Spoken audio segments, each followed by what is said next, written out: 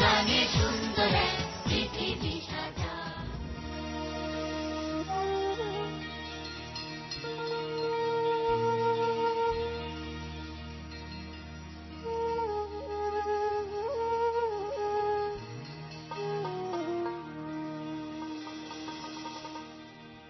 সুয়াসান পাখি আমার, সুয়াসান পাখি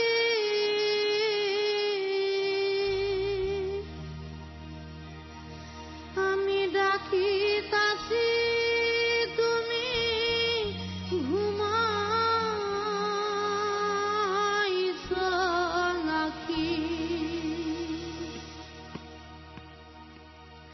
সুয়াসান পাখি আমার, সুয়াসান পাখি আমি ডাকিতাছি তুমি ঘুমাইছ নাকি? আমি ডাকিতাছি তুমি ঘুমাইছ নাকি? সুয়াসান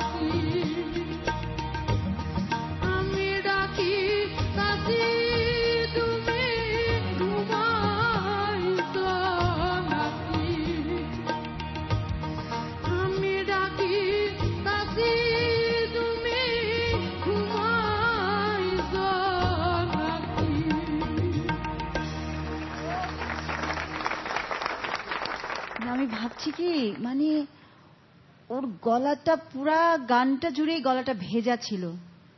কান্নার পর যে কাঁদতে কাঁদতে কথা বললে বা গান গাইলে যেমন ভেজা থাকে, একদম ভারী গলাটা একদম ওরকম ছিল গলাটা তোমার। আমার শরীর ঠান্ডা হয়ে যাচ্ছিল ওর মানে এক্সপ্রেশনে। আর গানটাও তুলেছেও একদম খুব ওইভাবেই, বাড়ি ভাই ঠিক যেভাবে আমি জায়গাটায় আমি বলো তো আমি এই ডাকি যে দেখছো আমি ডা পর্যন্ত একদম মনে হচ্ছে বাড়ি ভাইয়ের কপি হয়ে যাচ্ছে ওই জায়গাটা। এত সুন্দর কপি করেছো তুমি, আর এত কেঁদে কেঁদে গানটা গাইতে পারলা।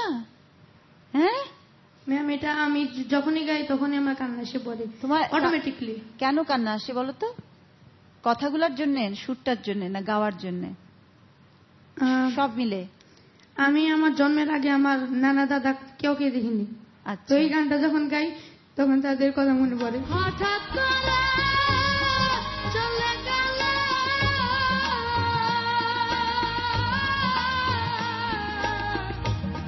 বুঝলাম না জ্বালা কি রে পাখি, আমি ডাকি তাতি তুমি ঘুমাইছো। সম্পর্ক কি জিনিস। ওর দাদা নানাকে দেখেনি, তাতেই ওর এত কষ্ট। আমার বাচ্চারাও কিন্তু তাদের নানাকে দেখেনি, জানো। জন্ম হওয়ার পর থেকে আমার আব্বাকে কিন্তু তারা পায়নি। পেলে যে আরো কত আদর পেত তারা। তো নানা, দাদা, দাদি, মা, বাবা, ভাই, বোন, এই সম্পর্কগুলো এমনই একটা বন্ডেজ, কেউ কারো কাছ থেকে কিন্তু ছেড়ে যেতে পারে না। না দেখেই তাদের জন্য এত কষ্ট। মাশাআল্লাহ, তুমি তোমার এই যে তোমার ফ্যামিলির জন্য যে তোমার কষ্টটা, খুব ভালো ছেলে তুমি, বুঝছো। এই জিনিসটা সব সময় মনে রাখবে। সবকিছু দুনিয়া ওলটপালট হয়ে যাক, বাবা মা ভাই বোনকে কোনোদিন ছাড়বে না।